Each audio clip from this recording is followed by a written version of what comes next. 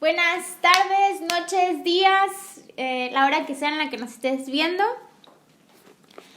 Pues bienvenidos de nuevo a una cápsula para jóvenes. Hoy les quiero compartir algo de lo que Dios me ha estado hablando en estas semanas. Estoy estudiando el libro de Jonás y muchos de nosotros conocemos la historia, pero generalmente la historia que conocemos es lo que han hecho un cuento de niños, ¿no? Vemos a Jonás dentro de un pez grande y toda la historia gira alrededor del pez. Y si nos quedamos en esa etapa de nuestra vida, en la niñez, en los cuentos de la niñez, pues podemos perder mucho de la riqueza que podemos sacar de este libro. Entonces te voy a invitar a que abras tu Biblia o a que prendas tu Biblia en Jonás, en el capítulo 1, y voy a leer del versículo 1 al 17. Está un poco largo, pero creo que es importante que leamos esta sección de la historia para que haya el contexto de lo que les quiero compartir. Dice así: Vino palabra de Jehová a Jonás, hijo de Amitai, diciendo: Levántate y ve a Nínive, aquella gran ciudad, y pregona contra ella, porque ha subido su mal delante de mí. Y Jonás se levantó para huir de la presencia de Jehová a Tarsis, y descendió a Jope, y halló una nave que partía para Tarsis, y pagando su pasaje entró en ella para irse con ellos a Tarsis, lejos de la presencia de Jehová. Pero Jehová hizo levantar un gran viento en el mar, y hubo en el mar una tempestad tan grande que se pensó que se partiría la nave.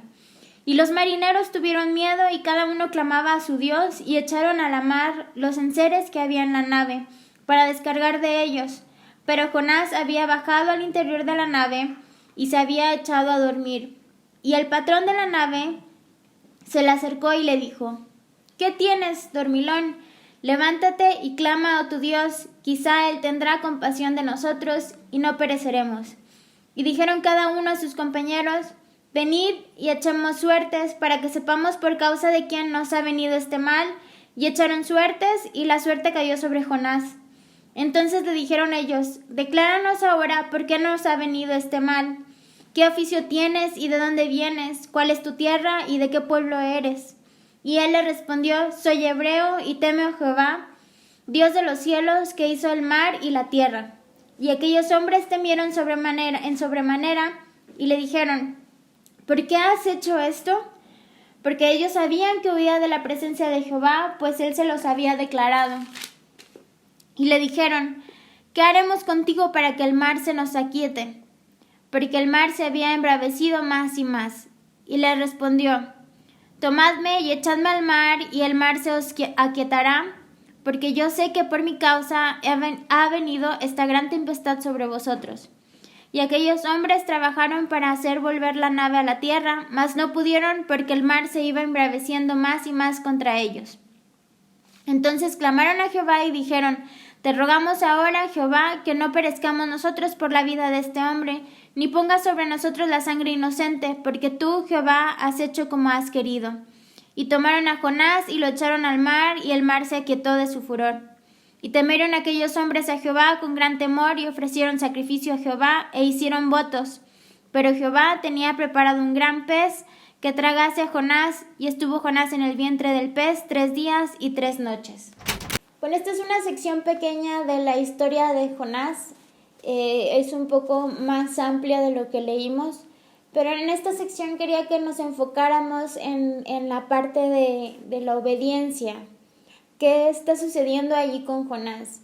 Si no has escuchado antes la historia, pues está Dios pidiéndole a Jonás, que era un profeta, que fuera a advertir a la ciudad de Nínive sobre sus malas acciones y la consecuencia que vendría por sus malas acciones, si es que no se arrepentían.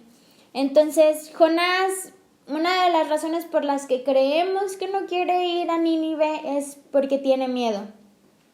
Y sería lo primero que asumiríamos al leer esta historia, ¿no? Pues tiene miedo de ir a Nínive porque ahí habitaban los asirios, y los asirios eran muy conocidos porque eran muy sanguinarios, muy brutales con sus enemigos. Entonces, podemos asumir, bueno, Jonás no fue porque porque tenía miedo. Pero conforme va avanzando la historia y vamos leyendo la actitud de Jonás, vemos que tal vez hay algo más allá del miedo, o hay algo más profundo en el corazón de Jonás, lo que no le permite obedecer a Dios. Y también analizamos el significado de su nombre. Dice que se llama Jonás y que es hijo de Amitai. Jonás significa paloma, lo que representa pureza, como santidad. Y Amitai significa como verdad, como honesto, como cabal. Entonces podríamos leer el principio de la historia como Jonás, puro, hijo de verdad, o hijo de fidelidad, o hijo fiel, ¿no? Y entonces aquí el autor lo que nos quiere hacer ver nos quiere ir poniendo señales, ¿no? Es una historia en la que está interesante, es una aventura.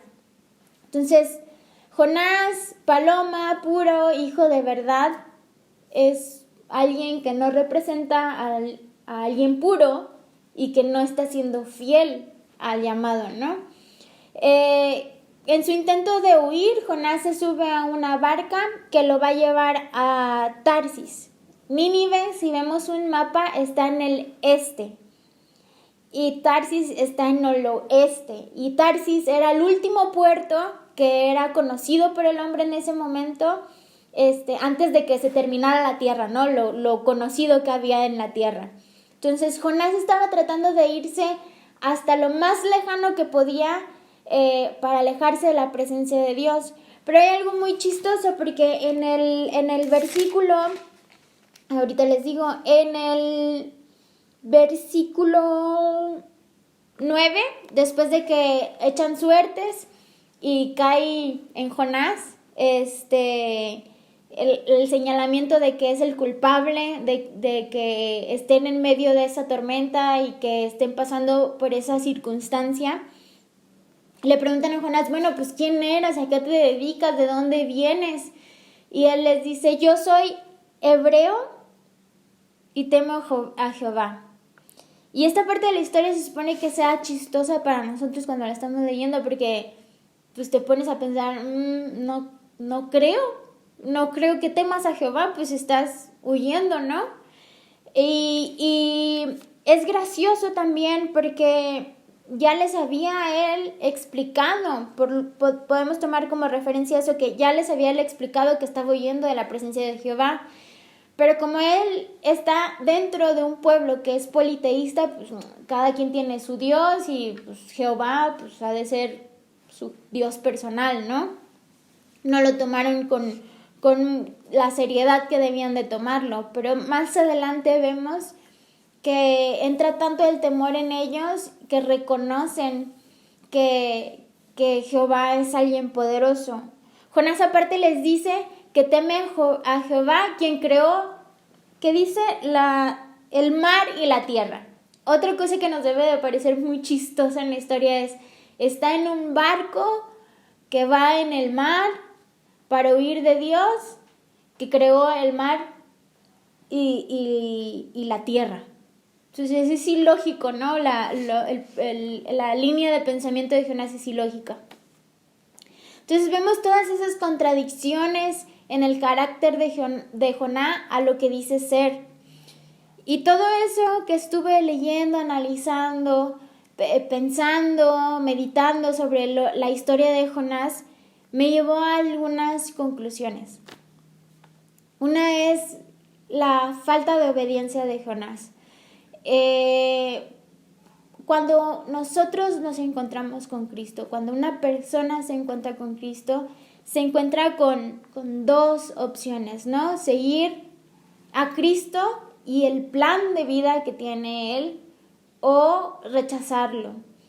Y normalmente el plan de vida que tiene Cristo para su creación, para el ser humano, es completamente diferente al que nosotros llegamos a tener. Y entonces tenemos que tomar esa decisión de si vamos a seguir nuestro plan de vida o el plan de vida de Cristo.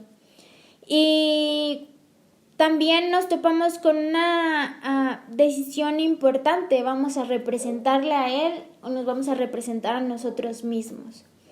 Esa es una de las cosas que me dejó pensando el libro de Jonás.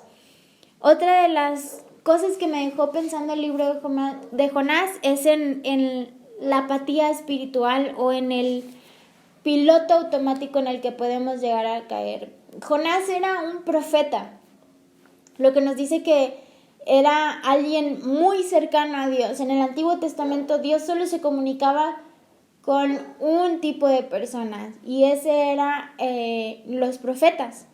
Entonces Jonás escuchaba la voz de Dios. Dios se dirigía a Jonás de manera personal, le revelaba cosas particulares.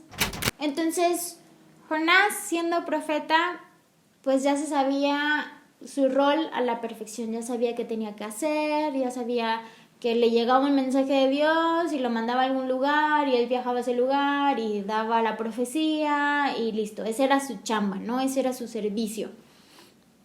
Y yo creo que a nosotros de repente nos sucede eso. Me acuerdo que cuando yo estaba trabajando en Monterrey, había un camino que yo tomaba de mi trabajo hacia la casa y no había mucho tráfico, era un camino entre montañitas, entre pueblitos y pues estaba tranquilo, estaba fácil de seguir, no se me atravesaban coches, era ya una rutina que yo ya me sabía.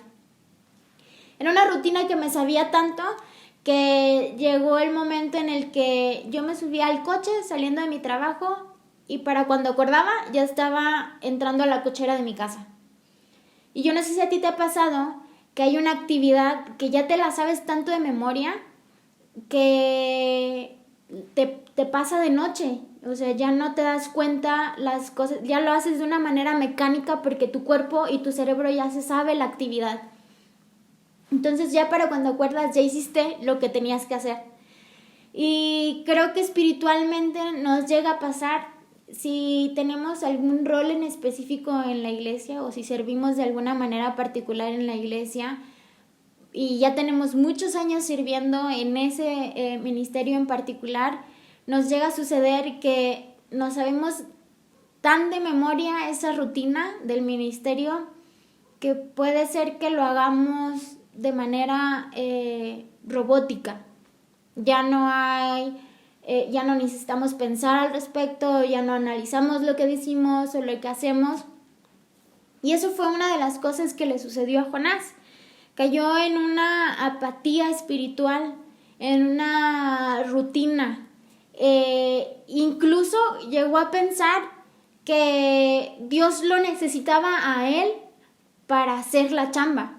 O sea, él era una parte indispensable. Ya en su mente su papel era tan importante que si él decidía no cumplir lo que Dios le estaba pidiendo, la voluntad de Dios no se iba a cumplir, porque era con él o no era. Entonces nos damos cuenta aquí que aun cuando Jonás no estaba cumpliendo lo que Dios le estaba pidiendo, que se fuera a Nínive para que se arrepintieran las personas de Nínive de su mal que estaban haciendo, a pesar de que él no lo estaba cumpliendo, vemos, por ejemplo, un ejemplo pequeñito de esa sección que leímos. Los marineros que iban en el barco en el que Jonás estaba huyendo, terminaron reconociendo que Jehová, el Dios que había creado los cielos y la tierra, era digno de temor, se arrepintieron y ofrecieron sacrificios. Y ahí Jonás ni siquiera dio una mínima palabra de la profecía que Dios le había mandado que fuera a decirles. Y entonces, ¿qué estamos haciendo nosotros que ya no sabemos de memoria y que ya ni siquiera lo estamos ofreciendo como un culto agradable, una ofrenda aromática para el Señor? Ya lo hacemos nada más porque llego el domingo, pongo la silla que tengo que poner. Estoy dando un ejemplo, ¿verdad? No estoy hablando de una persona en particular, pero son actividades que pienso que digo, vengo, canto y ya, vengo, grabo y ya, y ni siquiera estoy analizando mi servicio al Señor, ni siquiera estoy pensando en mi servicio al Señor. Y lo que nos lleva a esa apatía espiritual y lo que llevó a Jonás a esa apatía espiritual, a ese ser un robot delante de Dios, a ese ser un robot en el llamado que el Señor le había hecho particularmente a él, son pequeñas malas decisiones. No sé si tú te has dado cuenta que llegas a tener un mal hábito y dices, no sé, subimos unos kilitos de más o bajamos unos kilos de más, no estamos sanos. Y nos ponemos a pensar en qué momento sucedió esto. O una enfermedad todavía muchísimo más grave, que me salió una manchita aquí y al final ya para cuando acordé es una cosa súper complicada, que tengo que operarme, que demás. Pero ¿en qué momento llegamos a eso? No fue de la noche a la mañana. Entonces, así en nuestra apatía espiritual sucede. ¿En qué momento dejé de gozar la presencia del Señor? ¿En qué momento dejé de tener temor a la presencia del Señor? ¿En qué momento dejé de ofrecer mi servicio al Señor como una ofrenda? ¿En qué momento terminó siendo solo una actividad? Y es cuando caemos en el 20, es que nos hemos cauterizado, hemos tomado malas decisiones pequeñitas, pero 1000 malas decisiones pequeñitas nos llevan a un estado de estar sin estar conectado con el Señor o conectada con el Señor.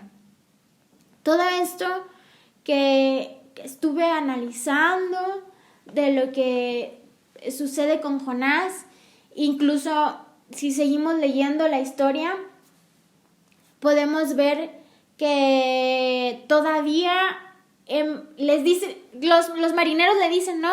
¿Qué podemos hacer para que la tormenta se termine? ¿Y qué hacemos? O sea, ya nos dijiste que es Jehová y que demás, y que creó el cielo y la tierra y está enojado contigo porque estás huyendo. Ok, ¿cuál es la solución? ¿Qué hacemos para que la tormenta se termine? Y en vez de decir él, pues llévenme a Nínive porque a mí Dios me mandó que fuera y les dijera y demás, no. Él prefiere todavía alejarse más del Señor, porque ¿qué más lejos podría estar Jonás de Dios, de la presencia de Dios, que muerto? En su lógica, esa era la manera de escapar de la presencia del Señor. Entonces continúa tomando malas decisiones. Y leyendo la historia, yo lo veía y decía, no manches, este vato, ¿qué onda? ¿Qué rollo? ¿Por qué no reacciona? Despierta, Jonás. Pero lo que el autor quiere enseñarnos aquí es que Jonás somos nosotros. Todo lo que Jonás está haciendo, nosotros lo hubiéramos hecho. ¿Qué estamos haciendo que nos hace que huyamos de la presencia del Señor? ¿De qué manera estamos huyendo de la presencia del Señor? ¿De qué manera estamos demostrando que no somos hijos de fidelidad? ¿De qué manera estamos demostrando que no somos una paloma santa? ¿Qué cosa de nuestra actitud está contradiciendo nuestra confesión de fe? Porque nosotros podemos decir, sí, yo amo a Dios, creador de todo el universo. Sí, yo amo a Cristo que se entregó por mí. Pero nuestras acciones están demostrando eso. Nuestro servicio al Señor está demostrando eso. Y yo creo que algo de lo que nos convence el libro de Jonás es de que no hay ni una gota de algo bueno en nosotros. Y que necesitamos estar constantemente revisando nuestro corazón y nuestras intenciones para hacer las cosas. Entonces yo te invito a que sigas leyendo el libro de Jonás, sigas analizando qué más te está hablando el Señor en este libro. Entonces sigue leyendo el libro de Jonás, desmenuza todo lo que está diciendo el carácter de Jonás, desmenuza cada uno de los personajes que vemos en la historia y continúa analizando. Aquí te paso una gratis. Vemos a Jonás dormido. Dice que desciende al interior de la nave desciende en la interpretación del texto original, dice que cae en el sueño, o sea, desciende a la nave, cae en el sueño, después está en la panza del pez y todavía va más profundo, se va a la profundidad del mar. Entonces vemos ahí que el autor nos está intentando hacer una ilustración de qué sucede con el adormecimiento espiritual. Y yo creo que es momento que despertemos. Yo creo que ahorita el Señor quiere que despiertes, que despertemos de ese adormecimiento en el que hemos estado una semana, 2 meses, 1 año, 20 años. Puede ser, no nos sorprenda que tengamos 21 años y hayamos estado dormidos, aún en la presencia del Señor. Hagamos cosas intencionales, diarias. Esa es una actitud de disciplina. No podemos esperar a que se nos antoje leer la Biblia. No podemos esperar que nos nazca el alabar a Dios los domingos o entre semana. No podemos esperar a que sea para nosotros apetecible la palabra del Señor. Llega un momento en el que todo eso llega de manera natural, pero si no estamos constantemente reforzando la disciplina de la lectura de la Biblia, la disciplina de la alabanza, la disciplina de escuchar el mensaje, la disciplina de tomar notas del mensaje, de analizar lo que estamos leyendo, porque es muy fácil leer el libro y ya, ¿no? Pues es Jonás y se lo tragó un pez y demás, pero ¿qué nos quiere decir Dios con eso? ¿Por qué está este libro en la Biblia? ¿Por qué viene en la Biblia? Porque más allá de sacarle provecho a los evangelios, que son riquísimos, más allá de sacarle provecho al libro de Hechos, más allá de sacarle provecho a los salmos y a proverbios, hay otros libros que tienen una razón de ser en nuestra Biblia. Analicemos, atesoremos los textos que tenemos acceso. Nosotros puede ser que llegamos a tomarlo sin importancia el tener el conjunto de libros que tenemos ahorita. Antes era complicadísimo llegar a tener alguna de las epístolas que tenía otra iglesia porque eran dirigidas a ciertas iglesias o tener toda la compilación de los libros que tenemos nosotros ahorita. Entonces aprovechemos la oportunidad que tenemos de tener a la mano la palabra de Dios. Despertemos, seamos intencionales. Yo te invito a que seas intencional y que te analices. Yo estuve 21 años sentada en una banca de la iglesia, estuve 21 años sirviendo en el ministerio de niños, estuve 21 años asistiendo al grupo de jóvenes y 21 años todos los domingos, 21 años en las reuniones de oración, 21 años en los miércoles de estudio y fue hasta el 21 y algunos meses que el Señor me despertó, que fue cuando tuve la oportunidad de ser vomitada del pez grande y poder tener una oportunidad nueva para conocerle, para servirle de manera consciente, para aprender, para desmenuzar su palabra, para adorarle, para permitirle que cambie mi corazón.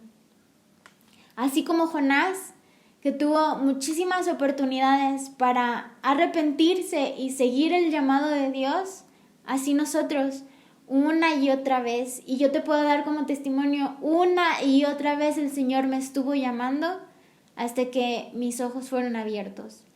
Y siempre pensamos que quien está más perdido es quien está fuera de la iglesia, pero que no nos sorprenda porque dentro de la iglesia también habemos algunos que no hemos escuchado la voz del Señor y aún peor, nos hemos rehusado a escuchar la voz del Señor porque nos hacemos los que no oímos y sermón tras sermón escuchamos cómo Dios nos está buscando, cómo Dios nos está hablando, cómo Dios quiere redimir nuestro camino. Y pasando el domingo, de lunes a sábado, nuestra vida sigue siendo como si no le perteneciéramos a Él.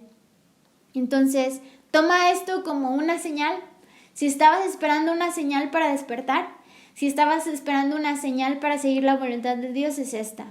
Y te sigo invitando a que sigas viendo las cápsulas, a que sigas conectado con la iglesia. Si tú asistes a Peniel, que no faltes a las reuniones de oración, no faltes a las reuniones de domingo y sigas viendo los videos. Sigas leyendo por tu parte, no te esperes a que los pastores te alimenten. Si bien como este miércoles lo vimos, los respetamos, los honramos, los honramos como quien nos alimenta espiritualmente, pero no te esperes, no solo es trabajo de ellos. Ahora nosotros se nos ha cambiado el corazón de piedra y se nos ha puesto un corazón de carne que puede desear al Señor y la presencia del Señor y puede buscarle en su casa con la Biblia. Entonces continúa esforzándote. Al final de cuentas, esa va a ser como una cuenta de ahorros que tú le vas a ir depositando y en un momento de emergencia va a ser útil. Si tú sigues depositando palabra de vida en esa cuenta, va a llegar el momento de crisis en el que ese colchón de palabra de vida va a ser útil, va a ser un salvavidas en la tormenta y va a ser de provecho para las personas que están alrededor de ti. Dios te bendiga y nos vemos en la próxima.